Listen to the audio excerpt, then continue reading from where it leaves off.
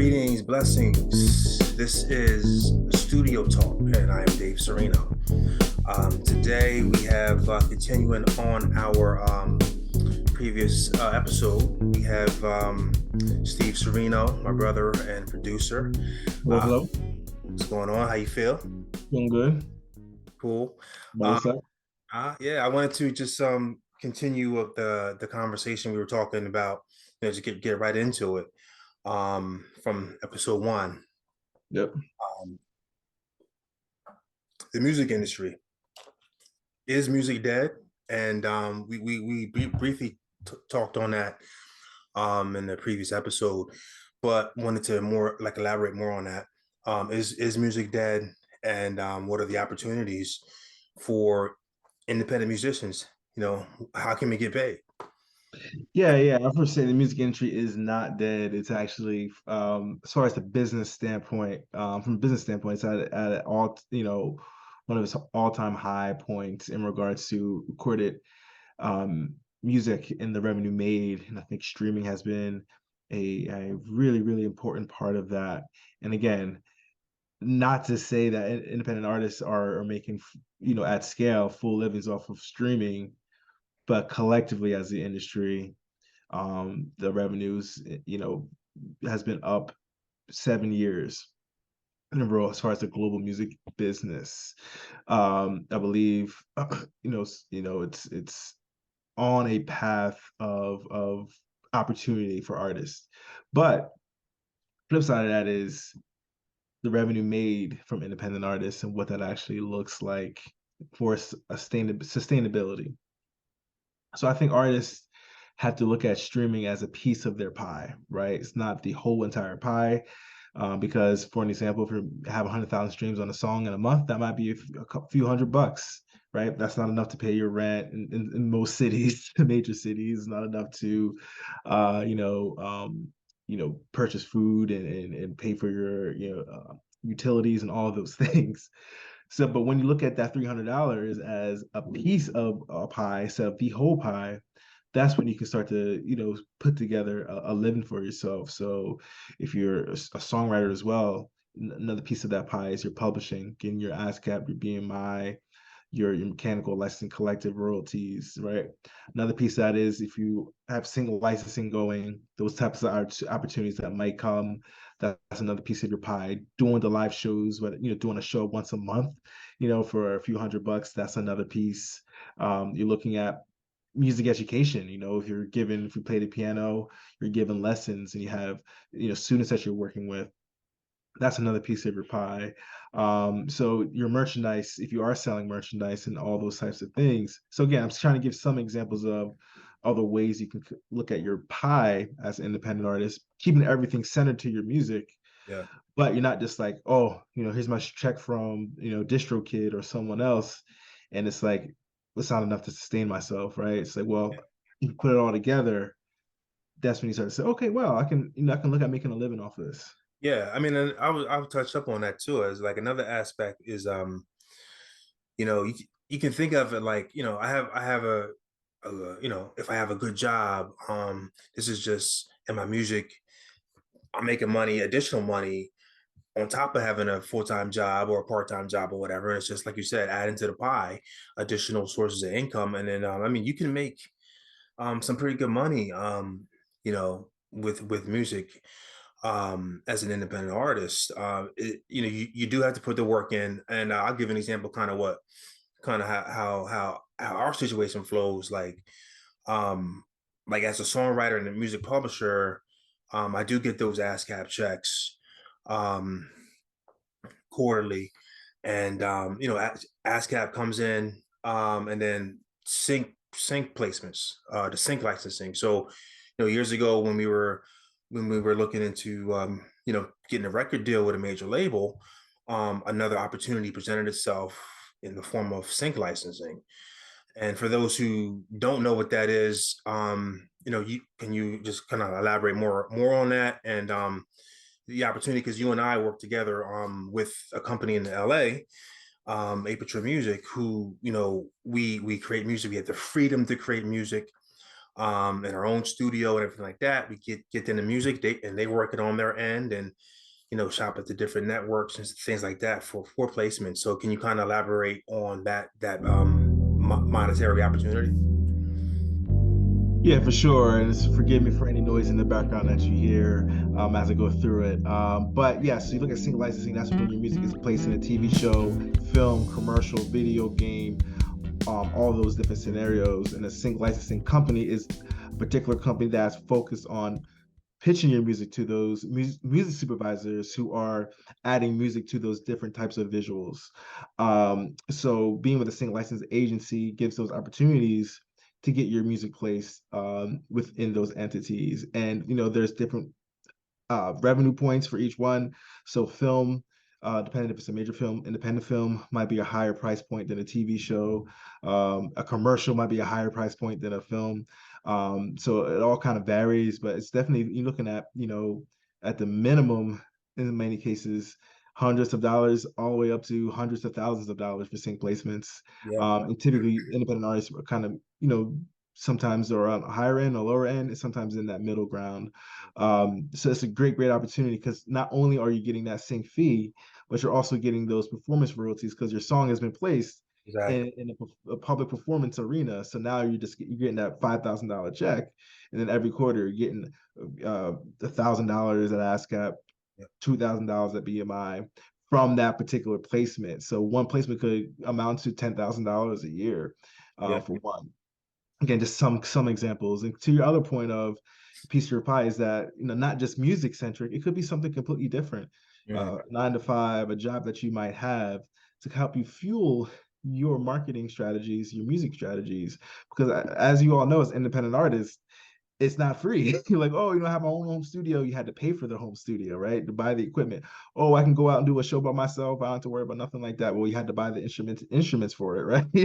To do those types of things. So so at the end of the day, you always, when it comes to marketing, digital ads and all that stuff, you're going to need some type of revenue. And when you have that 9 to 5, that may be completely separate from your music pie, yeah, but it's still a piece of your overall pie that can help you fuel your own budget, your own marketing, your own curation of a home studio, yeah, which can be very beneficial. I know that many times we hear that, oh, you have to be all in on your music career, you have to focus in on this, and that is it.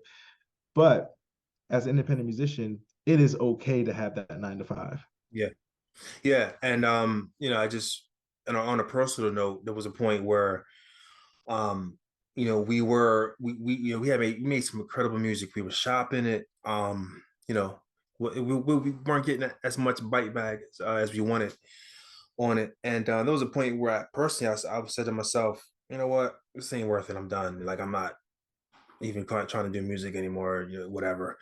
Like I'll always, do it on personally, like in my room and stuff. But I'm not even going to try to pursue the career. And then the next day, I said, I got an email from you that said, congratulations from the company. Breath of fresh air just placed on this show or whatever. And then like that kind of gave me hope and encouragement to keep going and keep doing it. So I want to give encouragement to independent artists out there. If you're feeling like it's not going the way that you want it to go musically for you, and you're don't have a lot of hope, just know that just keep sticking with it.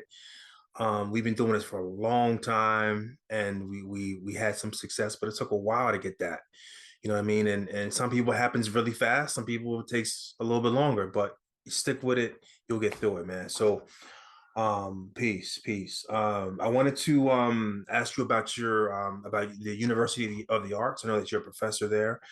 You have an incredible program. I believe you're also a director as well. So if you wanted to just kind of touch on kind of what you do there, what programs you teach students, and yeah, Yeah, for sure. So yeah, I'm working now at the University of the Arts, and I am on the administrative side as director um, of DEI, and also I came in initially as a professor working in the music business program under the School of Music. You have a music business entrepreneurship and technology program, and it's a great program.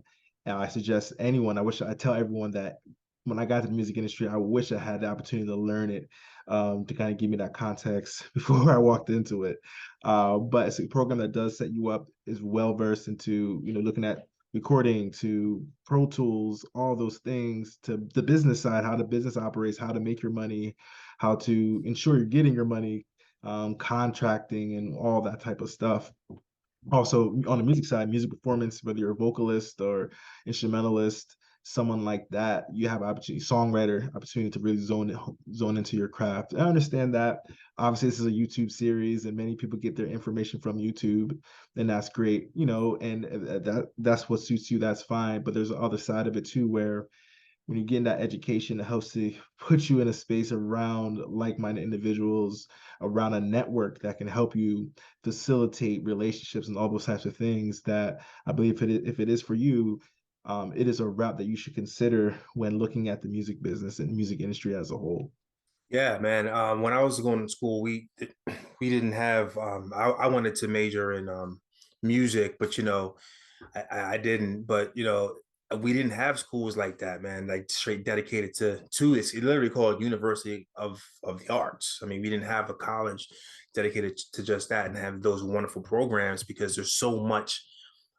Even if you don't get into the creative side of music, there's so many opportunities in the music industry itself that I think like programs like this is just great to have Yeah, for and a program, like you us. said, is like these programs are now starting really like the a program that I was in is pretty new, and we're starting to understand that as collective music business professional industry professionals that this is an industry that is only going to continue to grow.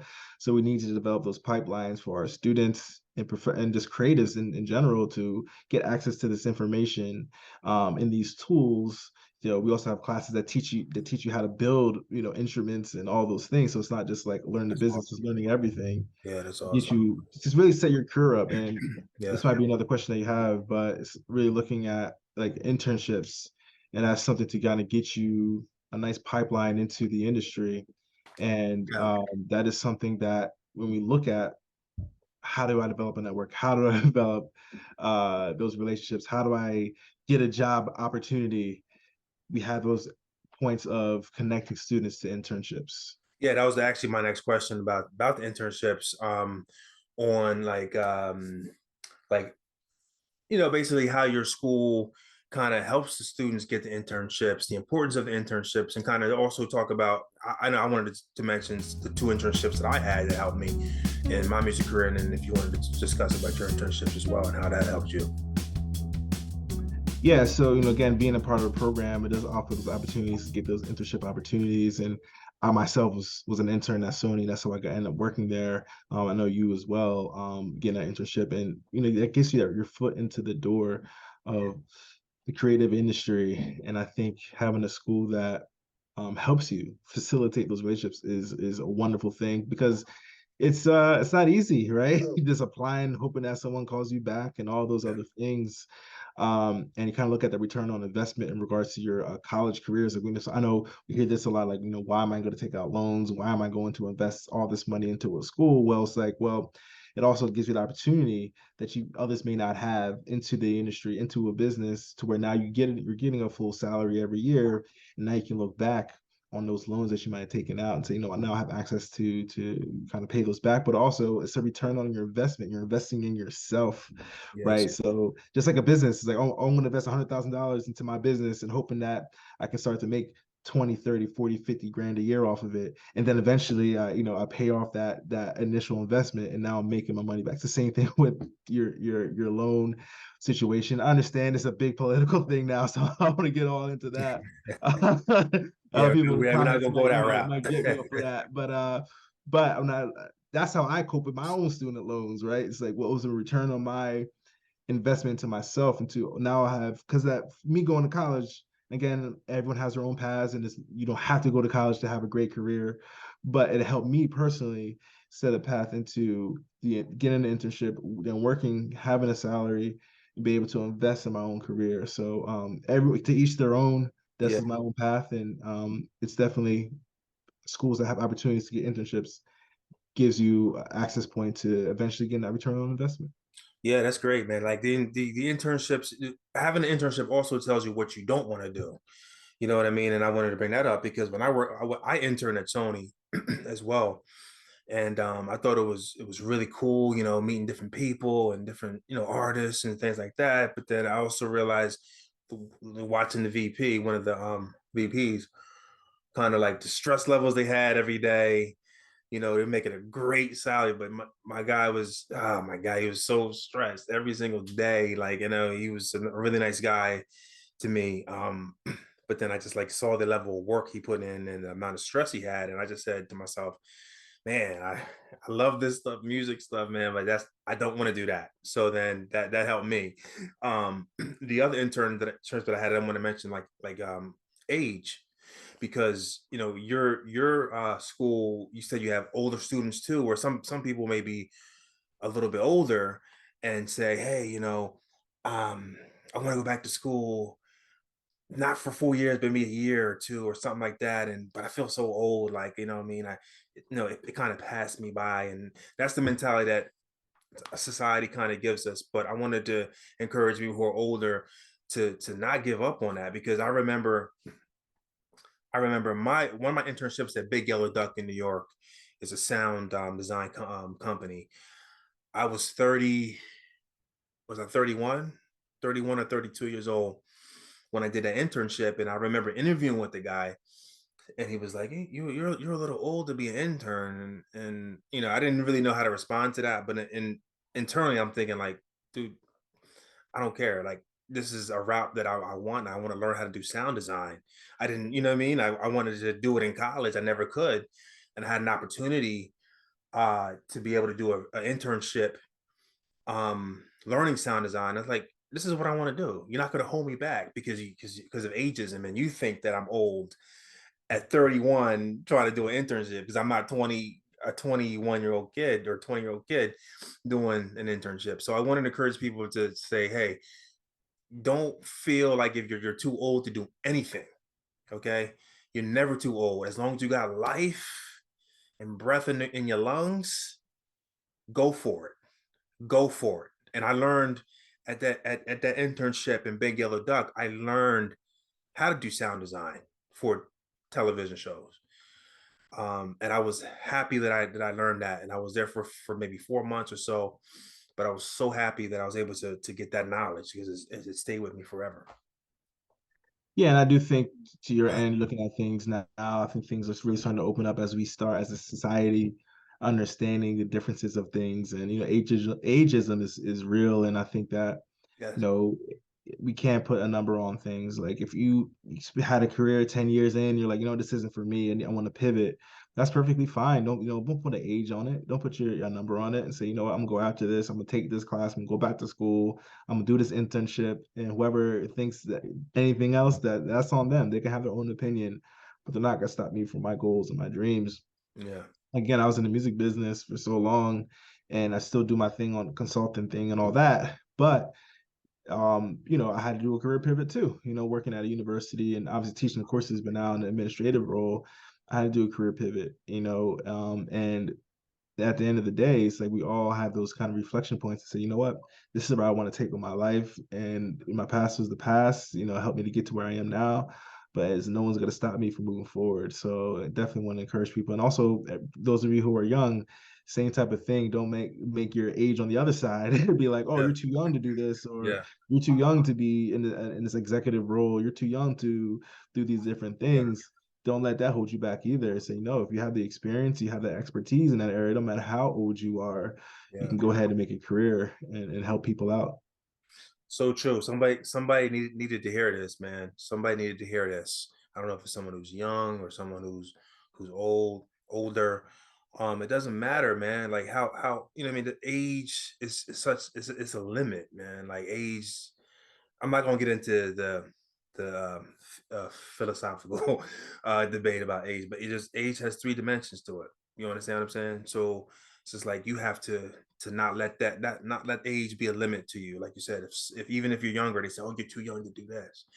you're too young to do that. No, you're too old to do that. Look, as long as you, my advice is respect the craft, respect the art that you're doing, learn it the best you can, learn from the past, learn the history of it, and learn the technique of it, right? And then you apply your style to it, what fits your personal style, and you contribute what you need to contribute to the music industry. Um, that's my parting words for the episode, because we're running out of time. And is there anything, any last minute things you wanted to discuss, or? No, I think that's it. Thank you for again having me back on. And again, you creative entrepreneurs, go out there, go after your goals and dreams, but also understand that it's okay to have to do other things to help fuel your goals and dreams. And when you get there, you can now pivot into doing that full time and remove yourself from the other thing that you were doing. So I encourage you all to go after it. And it's okay to have that 9 to 5 to help fuel, be a piece of your overall pie. Yeah. And definitely excited to hear what comes out of this in regards to artists and being encouraged and releasing music and content. And let us know. We'll support. Listen, the world needs to hear your art. Period. It doesn't matter if you make money from it or you don't. And this episode just recapped like how you can make some money from it, and maybe you'll be blessed, and a major label does come after you. But if you're doing it independently for now, there's different options that you can take to try to make some extra money. And I hope everybody was blessed, man, from this podcast, video podcast.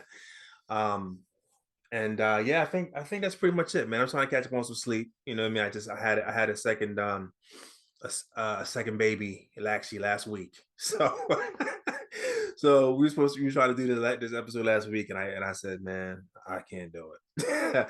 But last past couple of days I've been able to catch up on a little bit of sleep. So I feel a little energized now, man. So this is Steven Cirino. Thanks for joining us, man. It was at stevencerino.com if they wanted to get in contact you, learn more about you. Yeah, stevenstern.com. Hit me up, and we'll definitely stay connected. All right, bro. Salute. We'll All right, talk. salute. Yep, get some sleep with a little Yes, sir. You too.